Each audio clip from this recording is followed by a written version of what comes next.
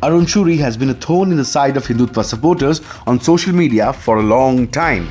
On one hand, they cannot deny his contributions to the Hindu cause, and on the other, it is disheartening to see what Shourie has turned himself into in recent years. His rants and criticism of the Modi government aside, Shourie has been hanging out with precisely the kind of people he waged an ideological war against for Hindutva. Now, it seems, all the sins of liberals appear to be forgiven. The way to characterize the policies of the government is Congress scaled plus a cow.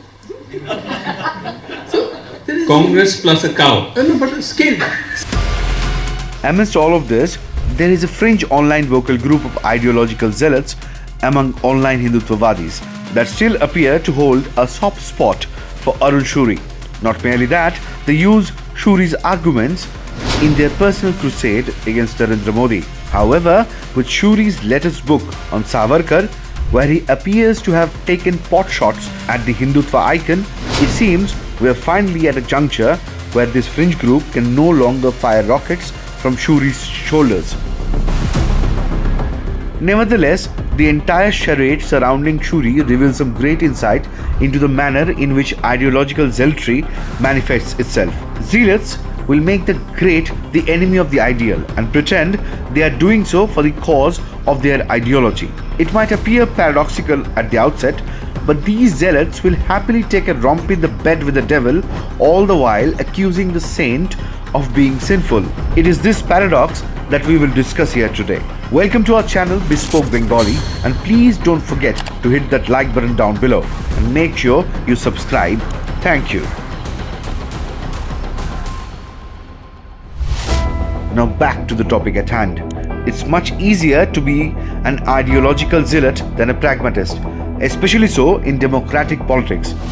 There is no burden of expectations on the zealot. No one expects him to be successful, least of all his followers. In their splendid narrative arcs, success is not even their top priority. Their main objective, as per the perception of their own self, is to serve as the moral pole of society that resists the temptation to deviate too much from the position they started from. Such commitments often radiates an aura of selflessness, dedication, and dare I say, even nobility. However, once one sees through the charade, the unnerving stench of self-serving chicanery becomes really impossible to ignore. Because after all, it is very easy to be noble and honorable and brave when there are no costs to pay, when there are no difficult choices to make, when there are no consequences for grand declarations. These are luxuries that a pragmatist cannot afford. A pragmatist will be judged by the consequences of his choices, the results of his actions, and the fruits of his labor. A pragmatist cannot afford to shield himself from criticism by relying on abstractions.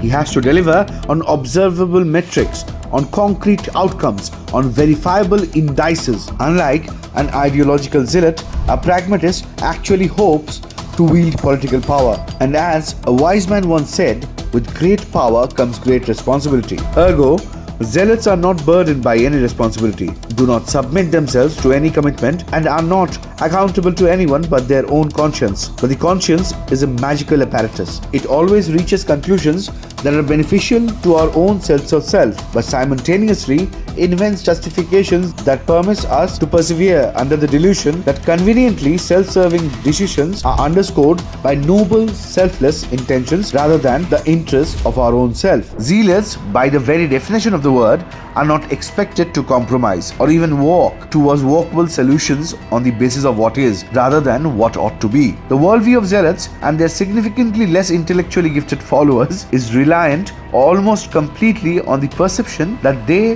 won't ever find themselves in a situation where they have to follow through on any of their proclamation, that they will never actually suffer to see the performance of their glorious mechanicians. And when you never witness or even hope to witness the accomplishment of your resplendent devices, you can safely continue living in a cocoon where unicorns fart rainbows and all your failures are not your fault at all, but actually because of big, bad, morally corrupt, evil goblins. Men do love to blame demons when their grand plans unravel.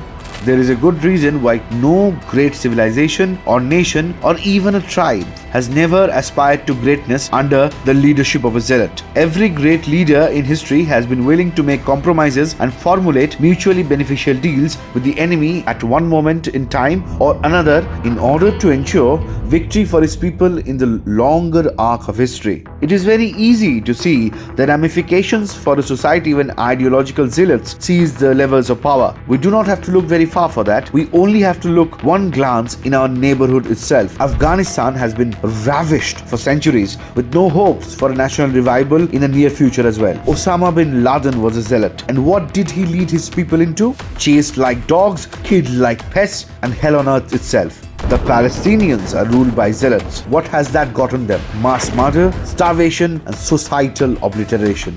In India itself, at various moments in time across various regions, we have suffered the discomfiture of zealots wielding significant power. The Khalistanis in Punjab, the jihadists in Kashmir, the Naxal movement, all of them were the monstrous stillborns of the unfortunate union of individual charisma and ideological zealotry. The consequences of that are for all of us to see. Punjab is reeling from dangerous cocktail of widespread drug abuse and perpetual lawlessness. The minds of Kashmiris have been wrecked to the extent that the vast sections of them consider the rape of their daughters and wives by jihadists as a privilege and the ill-begotten children of such unions as an honor. Meanwhile, West Bengal, the glorious land that gave birth to Naxal movement during its lowest point in independent India, is in a perpetual decline with no end in sight.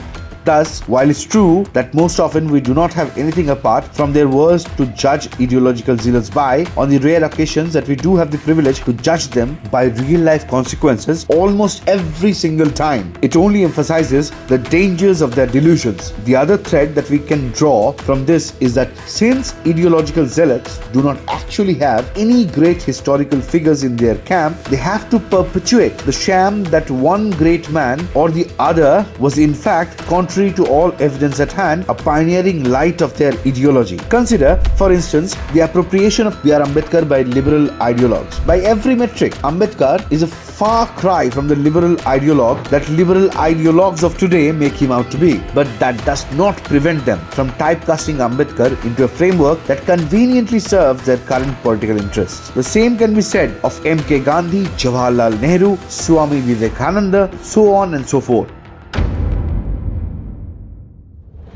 With all of that out of our way, we are unfortunately at the juncture where due attention must now be focused on Arun Shourie. Let me be clear that I do not believe Shourie is a zealot. He is far from it. He has strong ideological opinions and beliefs, but that is not sufficient to label him a zealot. However, I do believe that in recent years, he has donned the cloak of one in order to give his vents of frustration a greater air of credibility. That is another unfortunate reality of zealots. It is often very difficult, nigh on impossible, to distinguish between true adherents of an ideology and those who are merely using it as a ruse to discredit those far superior to them in the hierarchy of public life.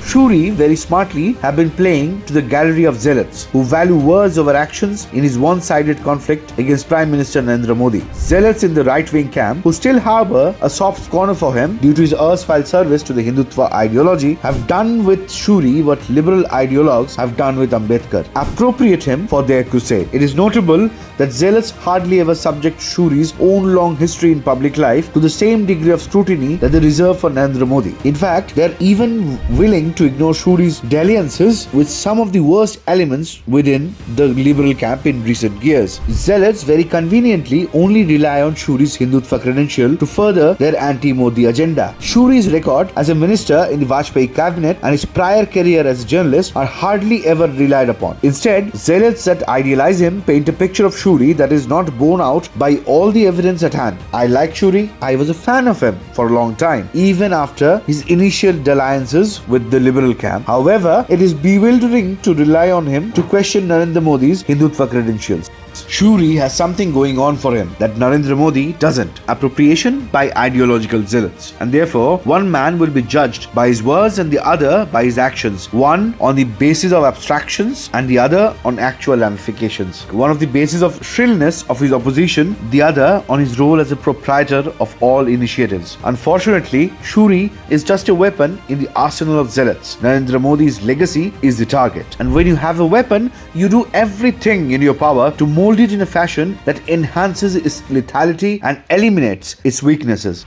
But history has a tendency of embarrassing zealots. Thus, it has happened that Shourie has likely bitten far more than he can chew. His new book on Savarkar, a critical inspection into his life and times, will hit the bookshelves in a few days. Of course, notwithstanding the innate talent of zealots for mental gymnastics, it is unlikely they will be able to incorporate Shourie's latest book into their hagiography of him without losing their credibility to wield him as a weapon, because Veer Savarkar has etched his name across the sands of history as a progenitor of the ideology that has withstood all challenges against it to become the most dominant political ideology of our times. Now, if you have enjoyed this video, please hit the like button and subscribe to our channel. And please drop a comment. Do let us know what you think. What do you think about Arun Shourie and his recent shift to liberal camp? Thank you. We'll meet you guys again on the next video.